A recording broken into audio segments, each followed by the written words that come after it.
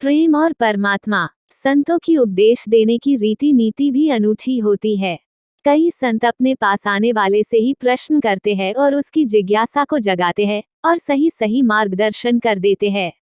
आचार्य रामानुजाचार्य एक महान संत एवं संप्रदाय धर्म के आचार्य थे। दूर दूर से लोग उनके दर्शन एवं मार्गदर्शन के लिए आते थे। सहज तथा सरल रीति से वे उपदेश देते थे।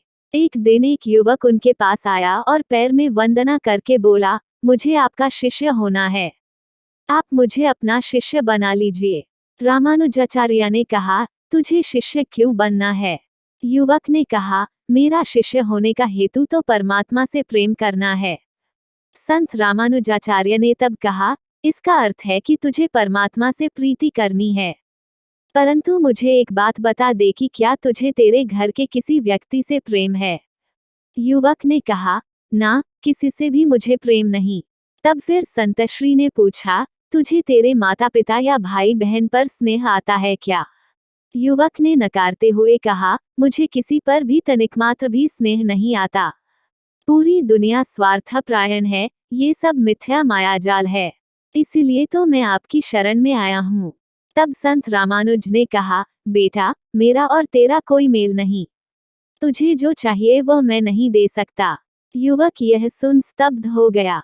उसने कहा, संसार को मिथ्या मानकर मैंने किसी से प्रीति नहीं की। परमात्मा के लिए मैं इधर उधर भटका।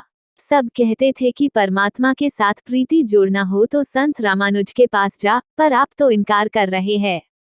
संत रामानुज ने कहा, यदि तुझे तेरे परिवार से प्रेम होता, जिंदगी में तूने तेरे निकट के लोगों में से किसी से भी स्नेह किया होता तो मैं उसे विशाल स्वरूप दे सकता था।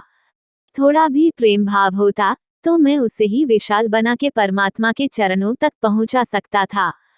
छोटे से बीज में से विशाल वटवृक्ष बनता है, परंतु बीज तो होना चाहिए। जो पत्थर जैसा कठोर एवं शुष्क हो उसमें से प्रेम का झरना कैसे बहा सकता हूँ? यदि बीज ही नहीं तो वटवृक्ष कहाँ से बना सकता हूँ? तूने किसी से प्रेम किया ही नहीं, तो तेरे भीतर परमात्मा के प्रति प्रेम की गंगा कैसे बहा सकता हूँ?